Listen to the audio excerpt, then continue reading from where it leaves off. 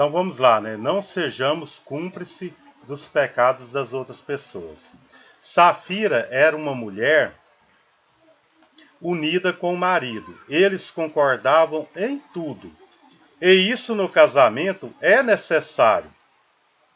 Olha o interessante dessa história, né? Aqui conta que Safira mais o marido, eles eram unidos em tudo. Ao nosso ver, isso é uma coisa boa. Eles concordavam em tudo. Então, no casamento, a gente tem que concordar em tudo.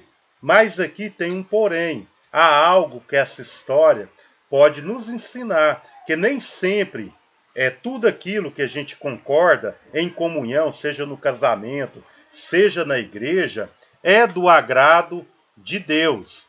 Então, vamos ver se a gente consegue entender, compreender melhor vendo essa história. Certa vez resolveram vender um terreno com o intuito de dar parte do valor aos necessitados. Seria uma boa atitude se por trás não tivessem um interesse próprio. Eles notaram que um tal homem chamado José fez isso e ficou famoso na comunidade e até ganhou um apelido carinhoso dos apóstolos, Barnabé. E pensaram que também poderiam ser importantes ou famosos por isso.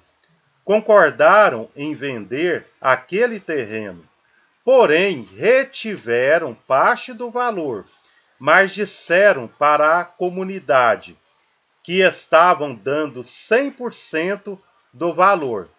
Eles queriam se parecer muito mais generosos do que eram, mas na verdade estavam comprando a fama. Fazendo assim, estavam mentindo. Bom, o que podemos aprender sobre esse importante assunto? Muitas das vezes na nossa vida, queremos queremos passar para as outras pessoas uma aparência de santidade, uma aparência de pessoas boas, passar para as outras pessoas como pessoas que estão aptas a dar um bom exemplo. Quando Ananias, seu marido, chegou à reunião, já se sabia de tudo o que eles fizeram.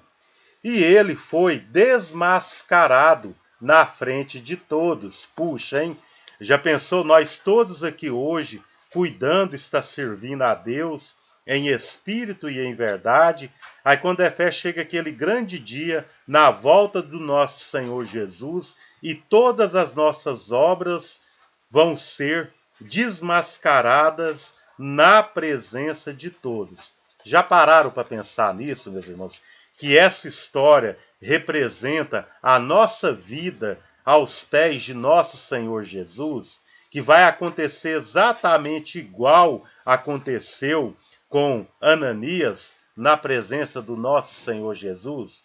Será que o que estamos fazendo hoje, verdadeiramente estamos fazendo na presença de Deus? Será que estamos fazendo a obra verdadeiramente para Deus e não para nós mesmos, para ganharmos famas, para pagarmos de bom moço? Entendam bem, meus irmãos. Então vamos lá. Quando Ananias, seu marido, chegou na reunião, já se sabia de tudo o que eles fizeram. E ele foi desmascarado na frente de todos. Puxa, uma grande vergonha. Não bastando a vergonha, ele literalmente morreu na vergonha. Seu corpo foi levado e enterrado sem nada poder levar. 3 horas mais tarde, chegou sua mulher Safira, sem saber o que aconteceu. E lhe perguntaram sobre a negociação e a suposta oferta generosa. E ela confirmou, ela era cúmplice da mentira. O apóstolo Pedro lhe disse: por que vocês entraram em acordo para tentar o Espírito do Senhor? Veja, estão à porta os pés dos que sepultaram seu marido, e eles a levarão também. Naquele mesmo instante, ela caiu aos pés dele e morreu. Então os moços entraram e, encontrando-a morta, levaram-na à sepultura, ao lado de seu marido. Atos capítulo 5, verso 9 ao 10. Podemos encontrar essa história. Então, o que podemos aprender nessa situação? Safira ali para agradar o seu marido, para não desagradar o seu marido, ou seja, também a igreja também, né, os membros da igreja, para não desagradar outros membros, ou até mesmo a liderança da igreja, acabam que são cúmplices dos pecados. Safira, como uma mulher, a gente sabe que a mulher não deve ousar de ousadia como o marido, quer dizer, ela não pode querer prevalecer sobre o marido. Mas o que acontece com a mulher virtuosa? Como uma mulher virtuosa poderia agir nesse momento? Ela poderia chegar no seu marido e falar para ele da seguinte forma: meu esposo, não é justo nós retermos parte da venda desse imóvel aos pés dos apóstolos, pois eles são homens santos. Devemos agir com a verdade, ou então não faremos as coisas pela metade. Deixamos esse assunto para outro período, para outro tempo. Ou então iremos fazer igual todos já estão fazendo, iremos entregar todo o valor arrecadado da venda desse imóvel aos pés dos apóstolos. Assim também a igreja da mesma forma. Quando a igreja vê algo estranho dentro do corpo de Cristo, a igreja tem o dever de orientar aquela pessoa que está em aflição, que está ali infringindo o santo mandamento de Deus. Amém, meus irmãos? Que está ali em pecado. Ao longo desse estudo, né, a gente vai conseguir identificar como devemos proceder em determinadas situações. Então, maneiras de cumplicidade, né? Existem várias maneiras de sermos cúmplices.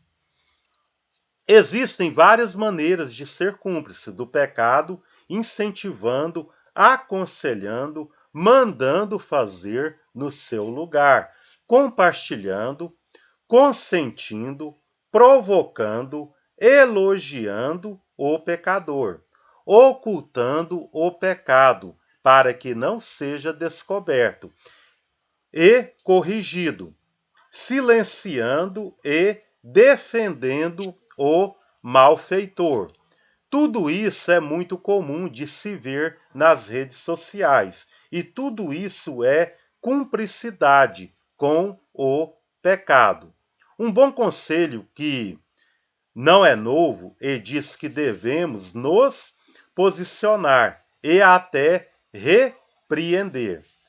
Não guardem ódio contra seu irmão no coração, antes repreendam com franqueza o seu próximo, para que por causa dele não sofram as consequências de um pecado.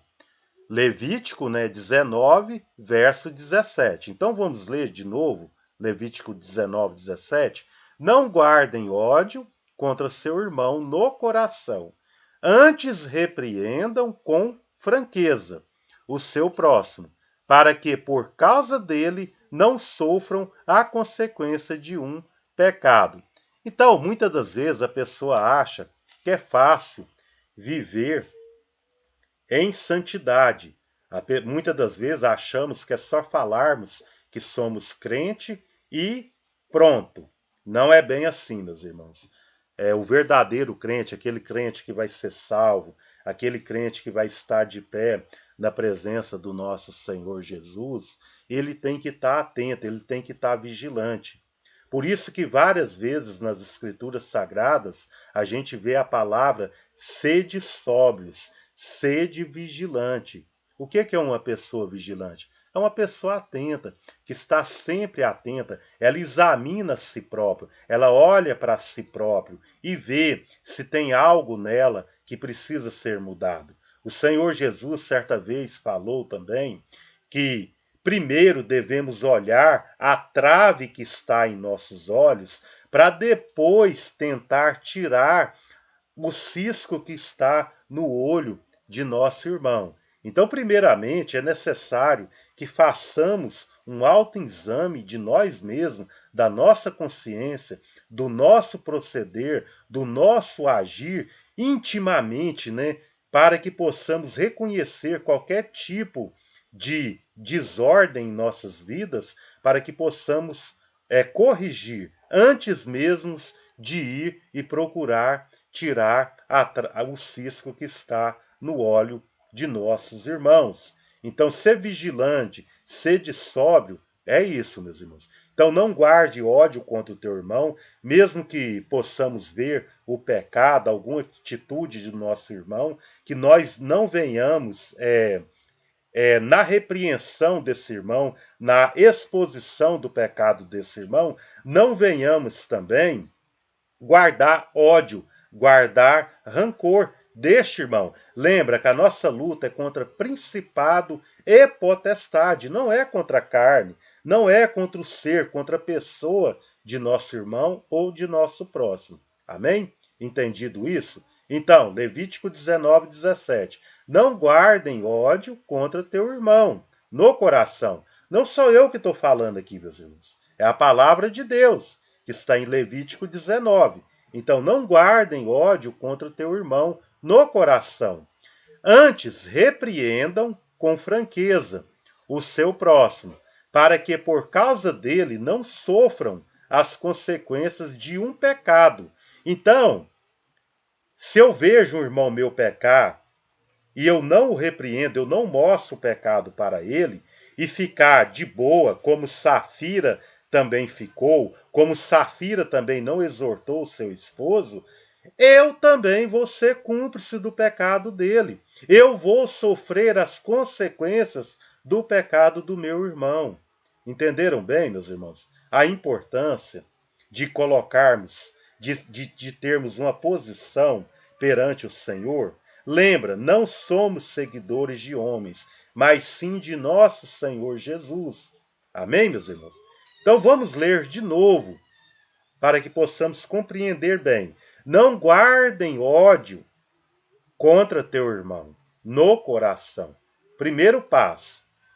Segundo, antes, repreendam com franqueza o seu próximo. Por quê?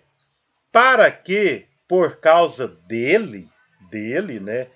Ah, mas o que eu tenho com o pecado do meu irmão? O que eu tenho a ver com a vida do meu irmão? Deixa ele para lá. Eu não estou pecando, eu estou tranquilo, eu estou guardando os mandamentos de Deus, eu não estou falando mal da vida de ninguém. Então por que eu tenho que preocupar com a vida do meu irmão? Por que tem que ser eu a falar com o meu irmão? Por que tem que ser eu a exortar o meu irmão? Provavelmente, se eu for exortar o meu irmão, ele vai ficar magoado comigo. Provavelmente, ele não vai me aceitar. Provavelmente, ele nem vai querer me ouvir ou querer falar comigo. Não é isso que pensamos quando vemos os nossos irmãos em pecados? Então, vamos prestar atenção. Para que, né? Por que eu devo, então, ir atrás do meu irmão? Por causa dele. Não sofram as consequências de um pecado. Entenderam bem? Para que eu também não venha ser cúmplice do pecado. Então, se eu estou em comunidade, se eu faço parte do corpo de Cristo, se eu faço parte da igreja de Cristo, é meu dever, como membro do corpo de Cristo, é meu dever exortar o meu irmão. Eu não sou enxerido ao exortar o meu irmão. Entendam bem, meus irmãos. Entendam bem isso. Eu estou falando aqui da palavra de Deus. Eu estou falando de Levítico 19 17. Eu estou falando aqui de Atos, capítulo 5, verso 9, verso 10. Eu não estou falando palavras de mim mesmo. Eu estou falando da palavra de Deus. Entendam bem isso. Olha o que aconteceu com a esposa de Ananias, a Safira. Por ela não exortar o seu marido, por ela não se posicionar, ela também sofreu a mesma consequência do pecado do seu esposo. Ela também foi morta por não advertir o seu esposo. Aqui também, da mesma forma, Levítico 19, 17, nos fala que seremos cúmplices dos pecados de nosso irmão, se também nós não exortarmos o nosso irmão também. Entendam bem, meus irmãos. Olha a importância deste assunto. Se talvez eu esteja aqui parecendo um pouco perdido, porque a formação desse vídeo é um pouco diferente da qual estamos acostumados. Mas o conteúdo em si, para a nossa caminhada na presença de Deus, é muito importante. E eu vou falar lá clara e abertamente. Quem não ficar atento a esse estudo e não cuidar de praticar, não herdará o reino de Deus. Entendam bem, meus irmãos. Isso aqui é algo que, se nós não aprendermos a praticar, não herdaremos o reino de Deus. Que isso fique bem claro. Amém? Vamos lá. Repreender com franqueza é inteligente, ou até defesa própria, sim. Quando eu repreendo um irmão ou uma irmã acerca de um assunto, depois a gente vai aprender como repreender um irmão em pecado. Então, quando eu repreendo um irmão, é uma defesa para mim próprio. Entendam bem isso, meus irmãos.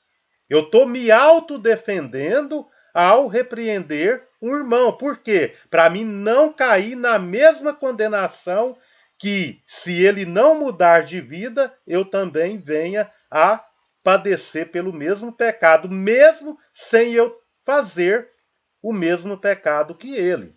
As consequências de um pecado, ou repreender a todos com as consequências. Desculpa aqui, irmãos, ainda estou um pouco perdido. Repreender com franqueza é inteligente, ou até defesa própria, sim, pois o pecado de um contamina a todos com as consequências, igual aconteceu com Safira. O inocente também sofre por causa dos pecados alheios, assim como a sociedade espera que demonstram compaixão e amor.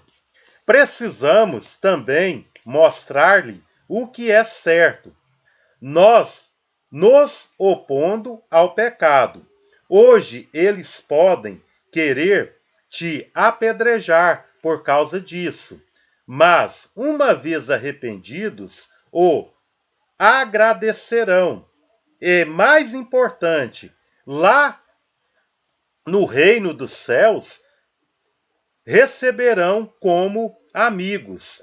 Quando nosso Senhor Jesus vier, e implantar o seu reino aqui na terra, eles receberão nós como amigos. Agora, talvez, ficam magoados conosco. Às vezes, agora, não entendam o agir de Deus através de nós ao os repreender. Amém, meus irmãos? Não podemos ter medo. Amém?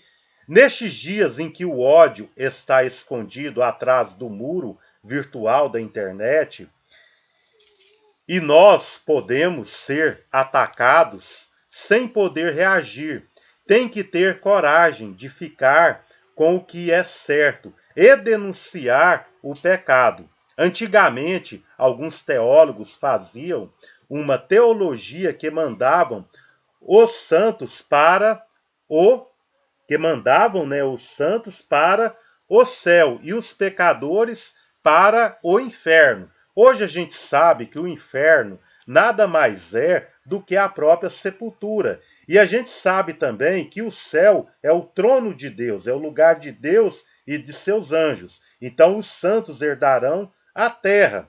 Amém, meus irmãos? Então hoje vemos que isso não passava de opinião popular. e contra a vontade de Deus. Nós sabemos que talvez tenhamos, receio de desagradar alguém, mas pense em agradar a Deus. Isto é mais importante, sim. Primeiramente, meus irmãos, é importante que agrademos a Deus. Amém? O segredo do fracasso é tentar agradar a todo mundo. E o segredo do sucesso é agradar a Deus. No máximo, podem tirar nossas vidas. Olha, meus irmãos, eu não vou muito fundo nessa questão ao ponto de tirar nossas vidas. No máximo, a pessoa não vai responder nossas mensagens.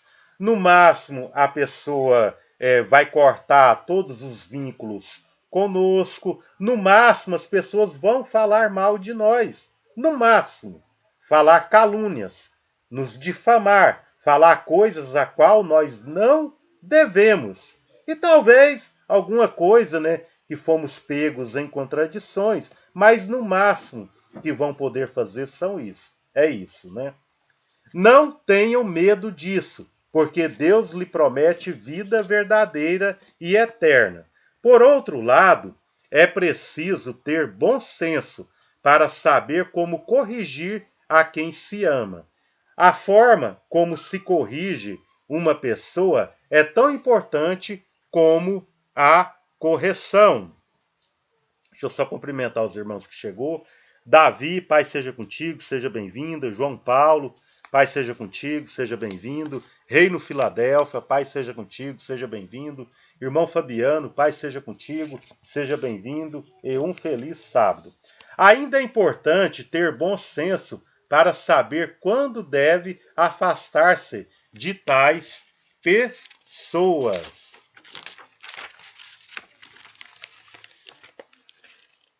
Recomendo-lhes, irmãos, que tomem cuidado com aqueles que causam divisões e colocam obstáculos ao ensino que vocês têm recebido. Afastem-se deles. Romanos 16, 17. Então vamos lá. Olha aqui uma recomendação em Romanos 16, 17. Recomendo-lhes, irmãos, que tomem cuidado com aqueles que causam divisões e colocam obstáculos ao ensino que vocês têm recebido. Afastem-se deles. Amém, meus irmãos? Que você possa tratar bem a pessoa, mas ao mesmo tempo não ser cúmplice dos seus pecados, porque será tão culpado quanto o pecador. Devemos sempre odiar o pecado e sempre lembrar que nossa luta não é contra as pessoas, mas contra os poderes espirituais que as escravizam, literalmente nas garras invisíveis do diabo. Efésios capítulo 6, verso 12.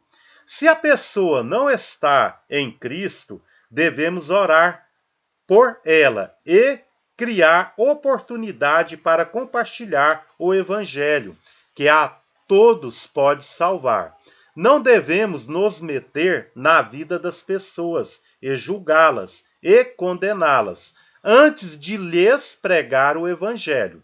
Se você não mostrou amor que está no evangelho, não tem direito de criticar ou julgar. Você pode julgar, sim, não usando seus critérios. Use o evangelho para julgar, pois por ele você também será julgado. O que eu mais vejo é situações dentro da igreja, até mesmo dentro do casamento de pessoas que são cristãs, acabam que por não conseguir entender aquela situação, não conseguir saber como proceder naquela situação, usam coisas desse mundo para julgar coisas dentro de um casamento, usam coisas desse mundo, conceitos mundanos, para julgar coisas dentro da igreja. Mas nós não devemos ser assim.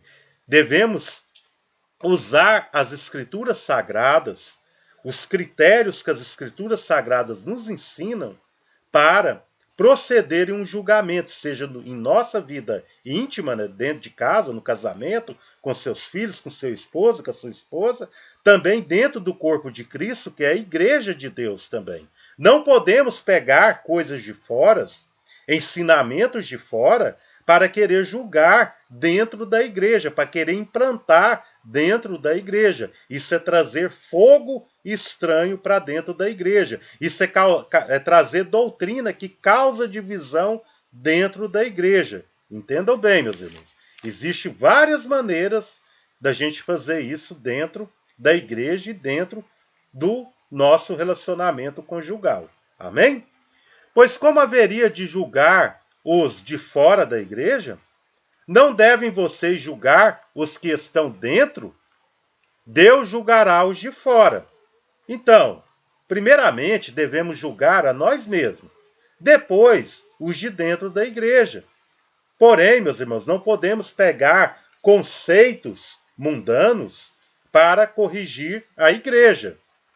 Se eu não creio que a própria palavra de Deus não é suficiente para julgar um caso entre irmãos, primeiramente, estou sendo incompetente, negligente, soberbo, arrogante.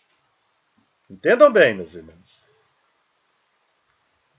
Mas, se eu peço a Deus, procuro nas Escrituras como agir em determinada situação e sigo à risca aquilo que está escrito, provavelmente eu ganharei o meu irmão e ganharei o respeito na presença de Deus. Se eu não conseguir fazer algo, vou procurar irmãos mais velhos, procurar ajuda dos anciões da igreja acerca daquele assunto. Eu vou procurar me aconselhar acerca daquele assunto.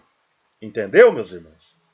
Não devem vocês julgar os que estão dentro, pois Deus julgará os que estão de fora. 1 Coríntios, capítulo 5, verso 12, 13. Vamos lá. Uma igreja moderna e tolerante. A igreja de Corinto queria ser muito moderna e condescendente com o pecador, que por toda a parte era conhecida pela imoralidade, que não ocorria nem entre os pagãos. Eles mesmos, tendo obedecido o evangelho no passado, eram influenciados pela sociedade grega, que tinha um pensamento libertino e aceitava até mesmo relações homossexuais e pedofilia. Um exemplo era que um homem tomou para si a esposa do próprio pai, sua madrasta. Eles se orgulhavam de aceitar o pecador, mas deveriam estar cheios de tristeza. Então, o que acontece muitas vezes dentro de uma igreja é assim. Você vai lá, prega o arrependimento para uma pessoa, aquela pessoa vivia em pecado, Pai seja convosco, irmão Luiz, seja bem-vindo, feliz sábado. Você vai lá, prega para aquela pessoa a palavra de Deus, aquela pessoa declara ali que vai abandonar os pecados e quer viver uma vida com Deus. E muitas das vezes a gente vê aquele membro da igreja caindo em pecado de novo. Talvez ele entra dentro da igreja e começa a olhar as irmãs ali, as desejando dentro da igreja. Às vezes, esse irmão começa a cantar as irmãs dentro da igreja. Talvez esse irmão começa a ter uma inclinação para lucros desonestos, né? Onde toda a igreja consegue identificar esse ato. Mas, por ele já ter sido batizado, por ele, entre aspas, estar ali no meio de crente, a igreja começa a suportar esse irmão sem apontar o pecado dele, sem chegar nele e falar para ele: irmão, você está tendo uma conduta desonrosa na presença da igreja. Você, irmão, você está cobiçando as irmãs dentro da igreja. Ou até mesmo uma irmã. Vamos pôr que seja uma irmã que esteja ali cobiçando os irmãos dentro da igreja. Vamos supor também que você está tendo uma vida desonrosa, irmão, na presença de Deus na igreja. Você, irmão, você está praticando golpes nas pessoas. Você está comprando coisas que você não pode pagar. Entenderam bem, meus irmãos? Como a gente pode ser convivente com o pecado das outras pessoas? Hoje, a internet, hoje, às vezes a pessoa vai procurar um parceiro, muitas pessoas têm mania de mostrar parte dos seus corpos para outra pessoa que está do outro lado. Isso é uma imoralidade sexual. Então, muitas das vezes, hoje, o crente não consegue ter o discernimento das coisas santas das coisas profanas. E é nosso dever chegar nesse irmão, primeiramente, antes de condená-lo, a mostrar o erro para esse irmão. Se a gente pegar um irmão, nesse caso, a gente chega nele e fala, irmão, isso aí que você está fazendo é imoral. Um crente não procede dessa maneira. Um crente não mostra as suas partes para outra pessoa. Não importa se você crê que é só você e essa pessoa está vendo, mas Deus lá em cima, com toda certeza, está vendo, pois Ele é onisciente, onipresente e onipotente. Então, de Deus não tem como nós esconder nada, nem mesmo um momento íntimo com outra pessoa. Além do mais, também, o que mais acontece também? Muitas das vezes essas fotos caem numa tal de internet aí, é uma tal de Deep Web, é onde pessoas hackeiam computadores, hackeiam telefones e colocam momentos íntimos que talvez o seu telefone, a câmera do seu computador pegou e coloca no mercado negro ali, para pessoas que têm prazer em ver partes de outras pessoas. Então nós que somos crentes, nós que desejamos seguir na presença de Deus, não podemos cair nessa cilada. Isso é uma cilada que Satanás colocou para ver se nós caímos. Entendam bem, meus irmãos. Então existem várias maneiras de cometermos pecados, se nós não observar, e também de ser cúmplices de pecados de outra pessoa. Então, se o irmão vem por confiar em mim, chega em mim e fala, irmão, eu acabei que vacilei ali, eu empolguei numa conversa e mostrei parte do meu corpo para outra pessoa. Lembrando bem, meus irmãos, isso jamais deve ser um proceder cristão. Mas vamos pôr que o irmão vacilou, a irmã vacilou e acabou não estando vigilante e fez algo. O que é que eu devo fazer?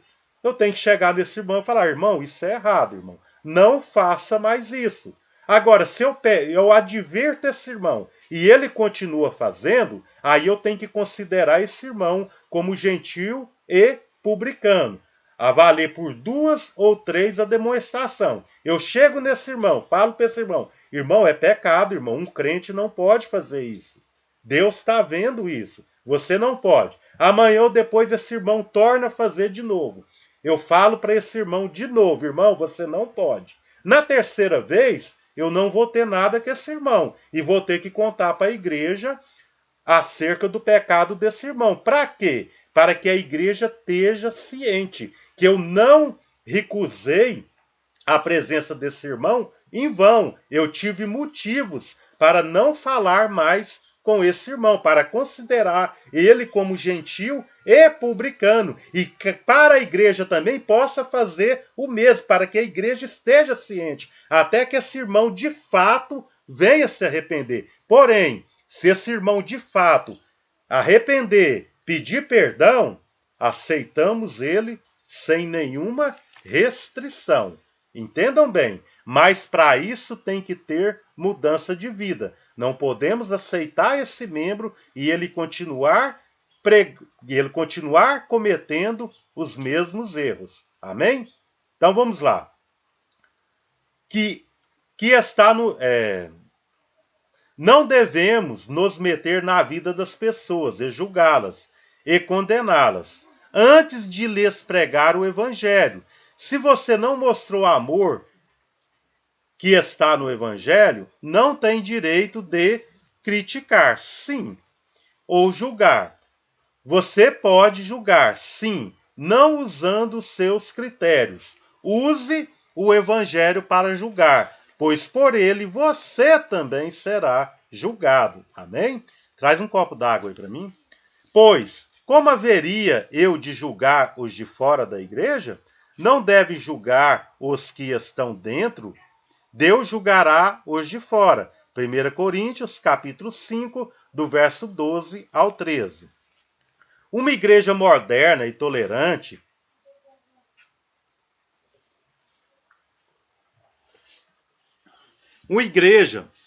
a igreja de Corinto queria ser muito moderna e condescendente com o pecador, que por toda a parte era conhecida pela imoralidade, que não ocorria nem entre os pagãos.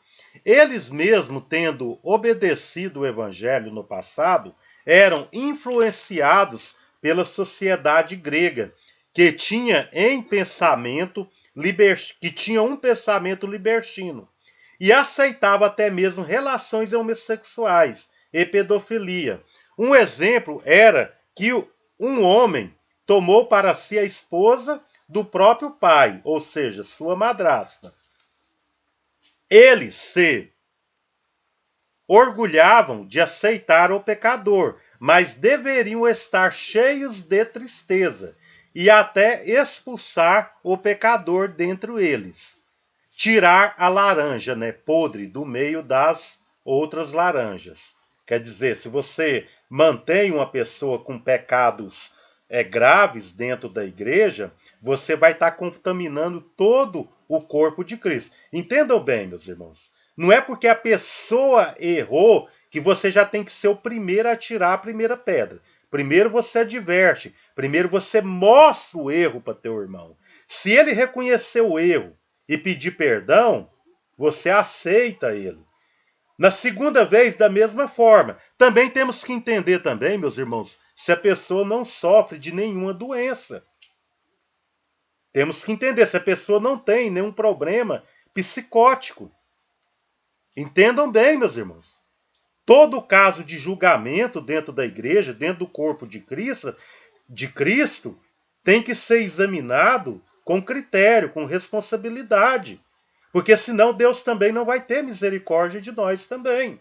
Entendam bem isso, meus irmãos. Se aquele irmão, mesmo ele em pecado, ele procura ajuda, ó irmãos, eu não consigo me libertar, me ajuda, ore por mim. Devemos manter comunhão com esse irmão, orar por esse irmão e procurar ajuda para esse irmão. E não o expulsar, porque senão o próprio Deus vai nos expulsar do reino dos céus. Entendam bem, meus irmãos. Entendam bem. Muitas das vezes a gente vê o irmão em pecado, às vezes a gente corrige ele uma, duas vezes e já queremos expulsar esse membro. Mas será que esse irmão não está precisando de ajuda também? De um suporte para se livrar desse pecado? Tem pecados, meus irmãos, que devemos prestar suporte. Às vezes a pessoa precisa fazer um tratamento para conseguir se livrar daquele hábito, daquela atitude. Talvez esse irmão precisa de uma campanha de oração para que Deus possa estar libertando esse irmão desse pecado.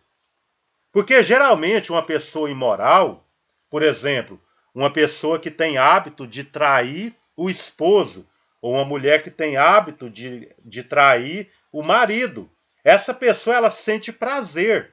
Quando você vê ela falando com outras pessoas, você vê que ela se gaba de seu pecado. Mesmo você repreendendo ela corta o vínculo com você, mas para outras pessoas ela continua se gabando do seu erro. Esse é o pecador praticante. Esse é o pecador que a gente não deve aceitar dentro da igreja. Agora, irmãos, aquele pecador que está lutando contra aquele pecado, que às vezes a gente tem que perceber se ele não tem força de fato de se libertar daquele pecado, há necessidade da igreja prestar suporte, ajudar com tratamento, com campanhas de oração, com jejum, para ajudar na libertação daquele membro da igreja. Ou às vezes levar ele no médico, num psicólogo, se for o caso. Entendam bem, meus irmãos. A igreja ela tem que ser madura. Ela tem que buscar isso.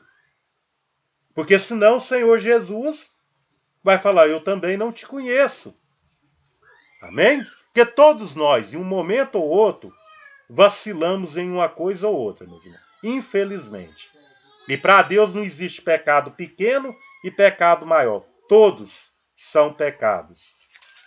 Mas agora estou lhes escrevendo que não devem associar-se com qualquer dizendo ser irmão, seja imoral, avarento, idólatra, caluniador, alcoólatra ou ladrão. Com tais pessoas vocês nem devem comer. Então vamos lá. Um irmão, às vezes ali um irmão solteiro, que às vezes está muito tempo desejando ali uma companheira, e o inimigo com toda certeza vai usar essa carência desse irmão e dessa irmã para tentar a fé desse irmão. Deus vai permitir que isso aconteça. E talvez ali naquele momento esse irmão ou essa irmã possa cair em contradição.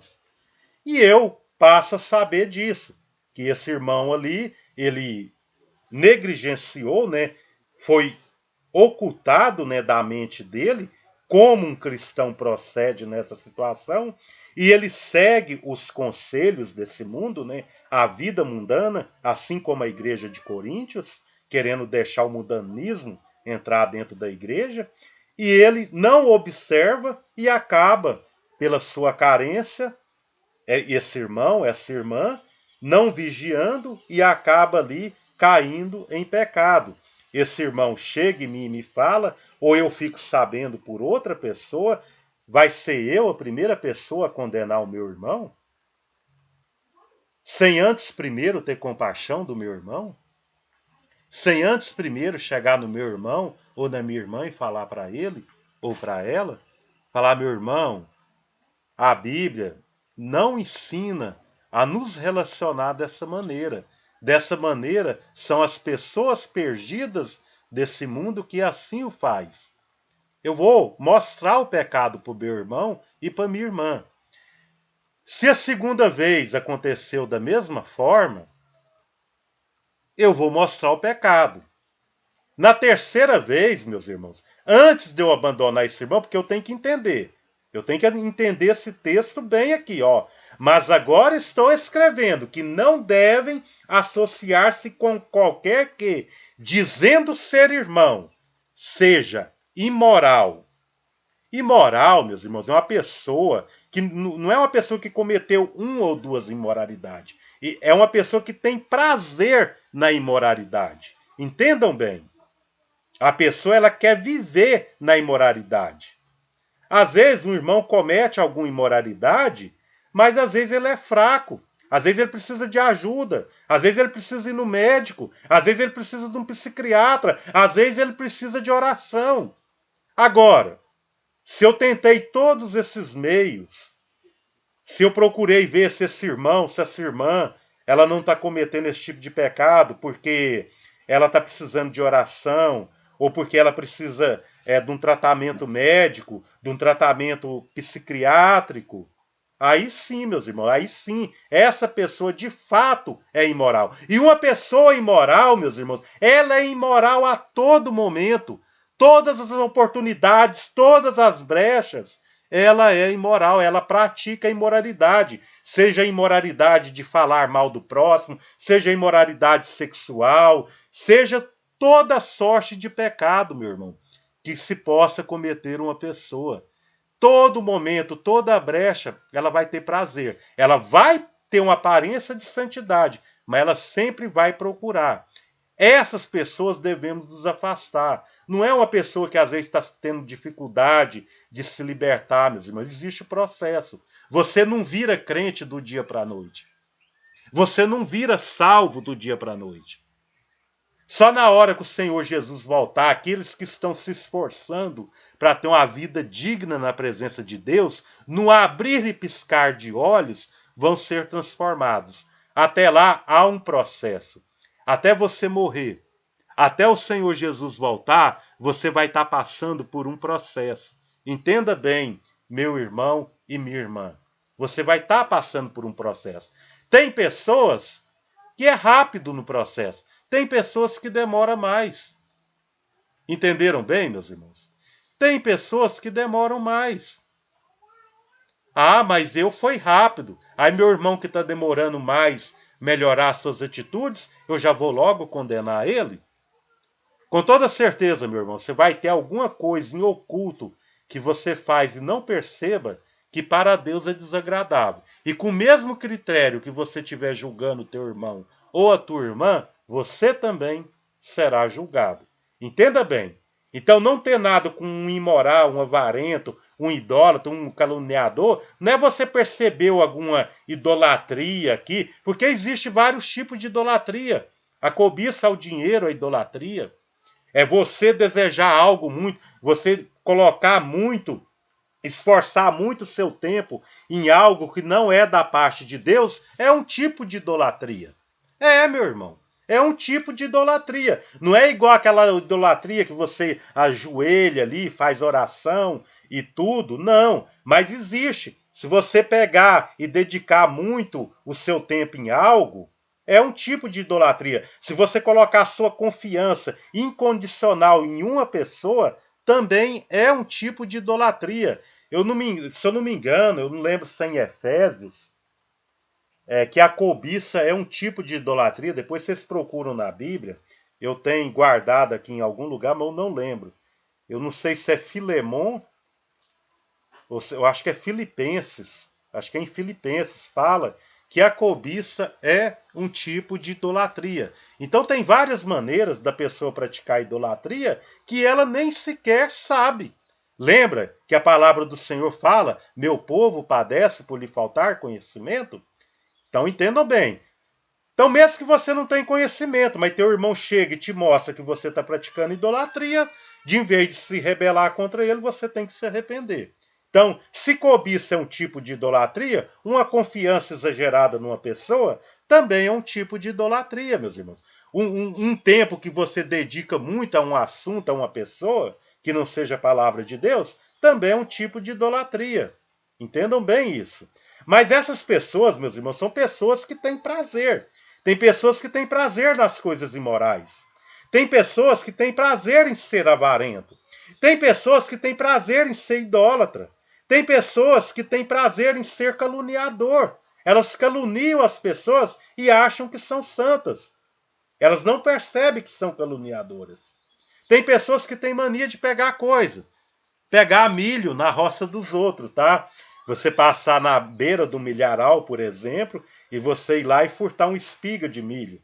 Ou você passar no meio de um laranjal e pegar ali uma laranja. Ah, não, isso aqui não vai fazer mal a ninguém. Entendeu? Isso chama-se roubo. Você plantou, você ajudou a pessoa a plantar, você foi lá, comprou um adubo, você doou algum dia de trabalho para essa pessoa, para você se achar no direito de ir lá e subtrair algo dessa pessoa. Entendeu? Então, mas lógico, pessoas que estão constantemente nesses atos. Aí com essas tais pessoas, não devemos nem comer uma refeição com essas pessoas. 1 Coríntios, capítulo 5, verso 11. Entenderam bem, meus irmãos? Entenderam bem, meus irmãos? 1 Coríntios, capítulo 5, verso 11. Se você, seus amigos, sua família ou sua igreja concordam com o pecado de alguém e tem medo de expô-lo ou apenas se posicionar contrário, mesmo que silenciosamente, então você é cúmplice do pecado, mesmo que por redes sociais. Hein? Um dia Jesus vai voltar, mais breve do que pensamos, e vai nos julgar por tudo aquilo que fizemos através do corpo. Sim. Então tem pessoas que ficam olhando mulheres na internet. Às vezes a igreja não tem como saber. Mas a pessoa está lá na internet toda hora. Ele vai lá no Facebook da pessoa e fica olhando lá, nossa, mas o cabelo dessa pessoa, o corpo dessa pessoa, ele fica desejando a pessoa através da internet. Isso é pecado. Mesmo que a igreja não veja, mas Deus, o Criador dos céus e da terra, vê.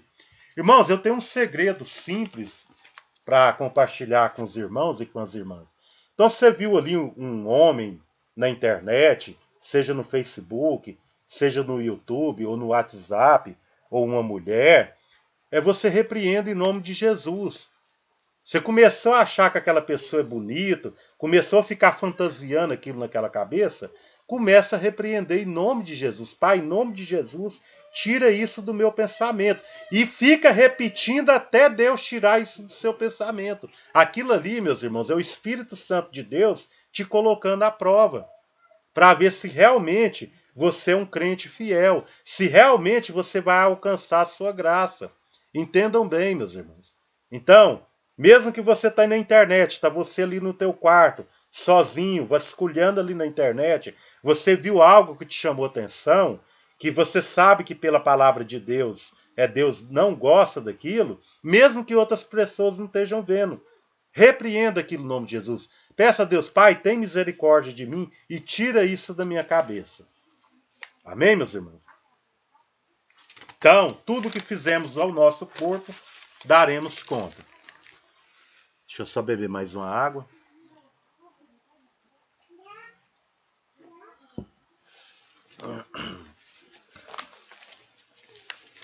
Acabei molhando o estudo aqui.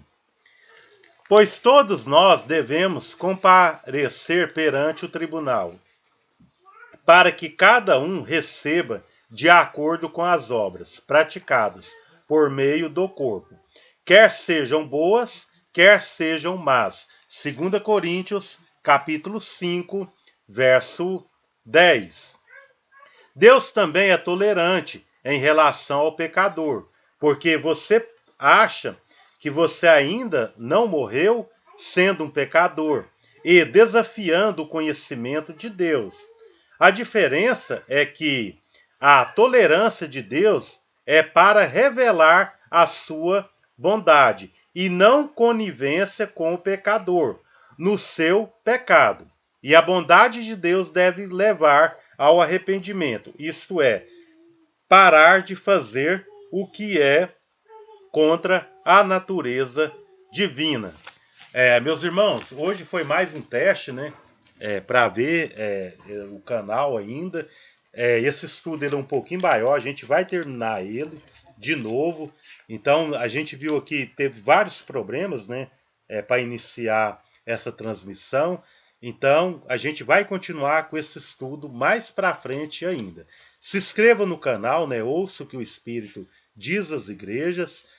Logo, logo a gente vai falar sobre o casamento bíblico, né? Como procurar, né, uma pessoa para compartilhar nossa vida, como orientar os nossos filhos acerca desse assunto.